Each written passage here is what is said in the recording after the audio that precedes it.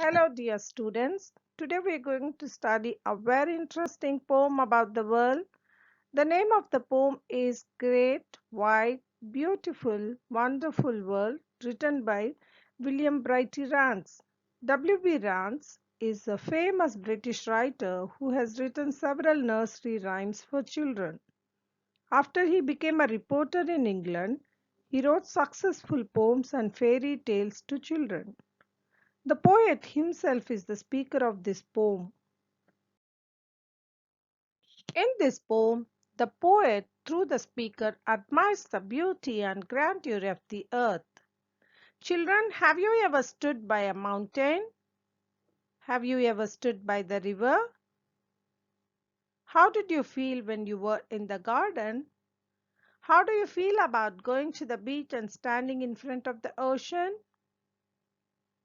How would you describe the nature around you? I'm sure you can't resist yourself from admiring the beauty of the nature when you are in the midst of it. You really wonder about its vastness, the mighty water bodies, beautiful gardens, wonderful cliffs, fantastic fields leave anyone awestruck. As I recite the poem, make an attempt to picture a big, beautiful world. Great, wide, beautiful, wonderful world with the wonderful water round you curl and the wonderful grass upon your breast. World, you are beautifully dressed.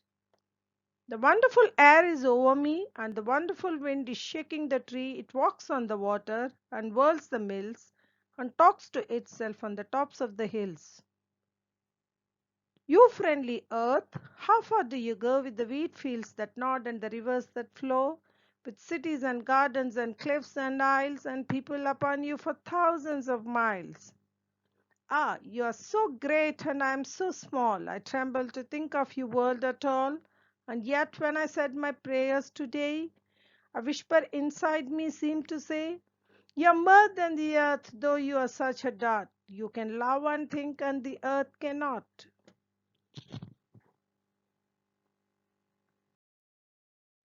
Moving on to the first stanza. Great, wide, beautiful, wonderful world, with the wonderful water round you curl and the wonderful grass upon your breast. World, you are beautifully dressed. Great, wide, beautiful, wonderful world with the wonderful water round you curl. The poet begins the poem with lots of describing words like great, wide, beautiful, wonderful to tell about the world. He also refers to wonderful water bodies that surround it, which make the earth appear even more beautiful.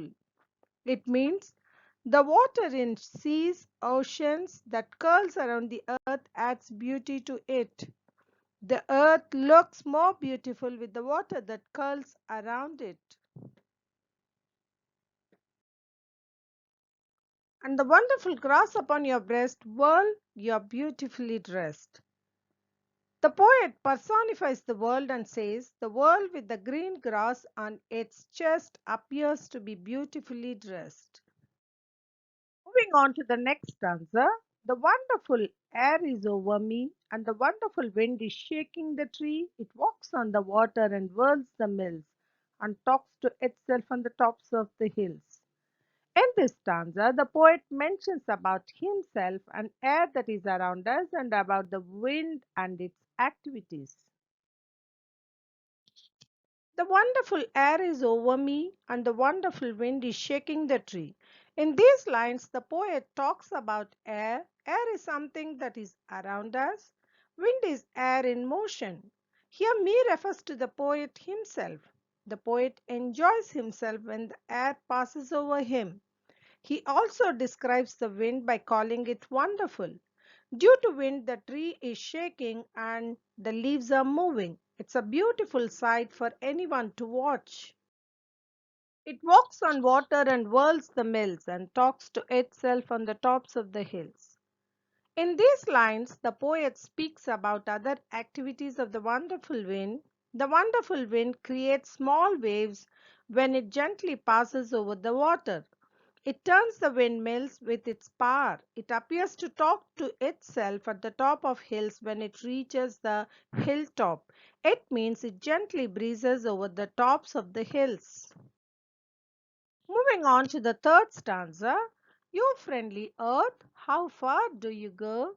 With the wheat fields that nod and the rivers that flow, with the cities and gardens and cliffs and isles and people upon you for thousands of miles. The poet calls the earth friendly, as it has wheat fields, rivers, cities, cliffs, isles, and gardens, which in turn are part of man's life. You friendly earth, how far do you go with the wheat fields that nod and the rivers that flow? Here once again the poet personifies the earth and calls it friendly earth. He wonders how far the earth goes with wheat fields that spread around and the rivers that keep flowing along. The wheat plants that move back and forth in the breeze appear to be nodding. The above lines convey that the earth is huge and seems to be going on and on, with cities and gardens and cliffs and isles and people upon you for thousands of miles. The poet calls the earth friendly earth as it supports life by holding many things on it, like cities, gardens, cliffs, small islands, and people who live across thousands of miles.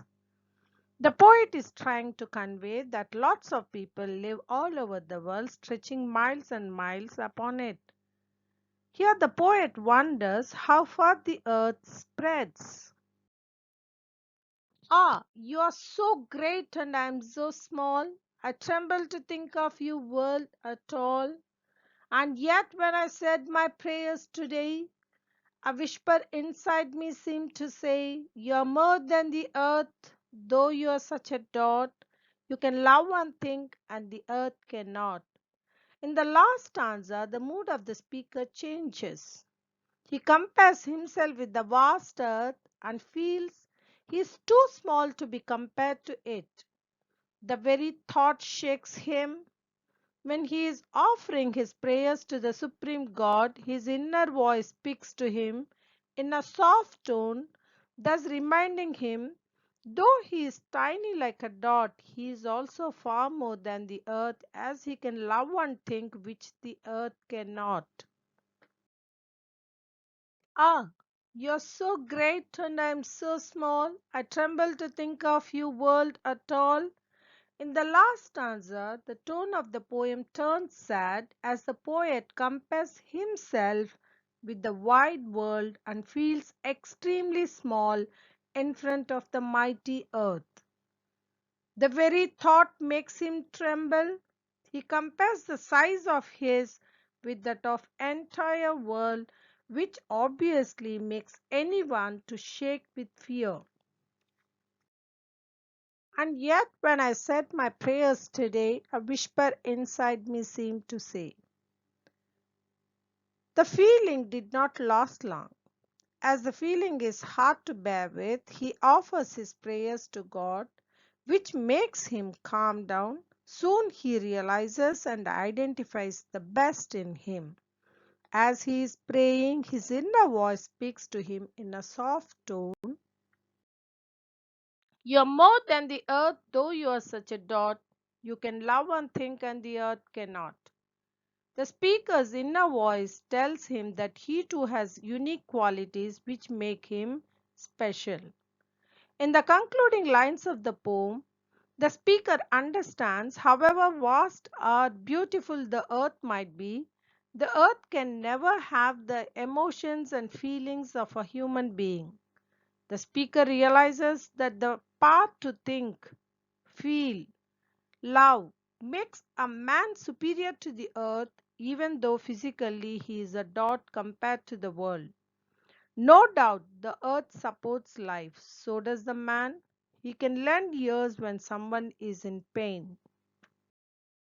Endless things which a man can do which the earth cannot. Thus, a man's ability to think and love makes him more valuable than the earth. The poem is not just about the wonderful world, it is also about the wonderful creation, man. Let me conclude the poem by saying every creation is unique in its own way.